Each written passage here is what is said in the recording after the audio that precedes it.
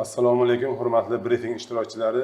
Men Navoiy viloyati Navbahor tumani 20-umumiy o'rta ta'lim maktabi direktori Sanaqulov Vahobjon Qodirqulovich bo'laman. Umumta'lim maktablarida ta'lim sifati va samaradorligini oshirish borasida amalga oshirilayotgan ishlar bo'yicha quyidagi bajarilgan ishlarni o'zim ta'kidlab o'tmoqchiman. Mana bugungi kunda respublikamizning barcha joylarida ta'lim sifatiga alohida e'tibor berib kelinmoqda. Xususan, masalan, joriy yilda ham eng yaxshi xorijiy til tanlovlari o'tkazildi. Mana bundan tashqari o'qituvchilarning toifa sertifikatlari olish, undan tashqari umumta'lim fanlaridan milliy va xalqaro sertifikatlarni olish bo'yicha alohida tizim ishlab chiqilgan bo'lib, bu bo'yicha har yili toifa sertifikatlarini olishda aprel-may oylarida, xuddi shunday ikkinchi etabi esa oktyabr-noyabr oylarida o'tkazib kelinmoqda. Xususan, mana shu soha bo'yicha ham bugungi kunda Navbahor tumani 20-umumiy o'rta ta'lim maktabida 44 nafar pedagogik xodimlar faoliyat yuritayotgan bo'lib, 44 nafar pedagogik xodimlarning 15 nafari oliy toifaga ega,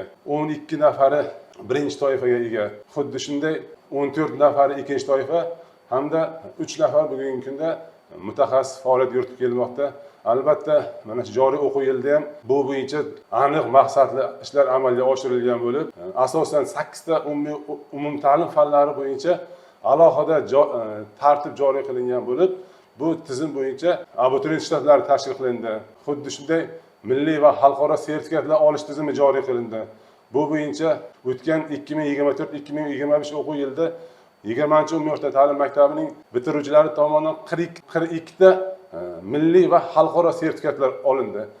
Va buning yakunida 61,5% davlat test markazining natijalari bo'yicha oliy ta'lim muassasalariga talabalikka tavsiya etilgan bo'lsa, 8 nafar o'quvchimiz xususiy OTMlarga qabul qilindi. Xuddi shuningdek, mana abituriyent shtablari va kelgusi o'quv yillarida ham bu tizimni joriy qilish maqsadida 2025-2026 o'quv yilining boshlanishida mana avgust oyimizda 8 nafar o'quvchimiz IELTS xalqaro sertifikat olish uchun tegishli sinovlardan o'tgan bo'lib, 8 nafari ham bugungi kunda ushbu sertifikatlarni qo'lga kiritdi hamda 2 nafar o'quvchimiz 7+ natijaga erishdilar. Bugungi kunda ham ustozlarimizdan Rizaqulova Dilbar, Barnoyev Anvar, Jo'rayev Hayot, Nurullayev Botir, boshqa ustozlarimiz tomonidan to'g'ridan-to'g'ri o'quvchilarga milliy va xalqaro sertifikat olish bo'yicha kuchaytirilgan o'quv kurslari olib borilmoqda.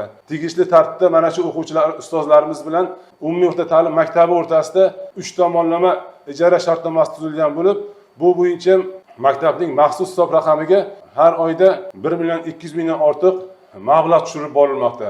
Bu tushirilgan mablag' albatta maktabni rivojlanishi uchun va bundan tashqari o'quvchilarni rag'batlantirish tizimiga jalb qilib kelinmoqda.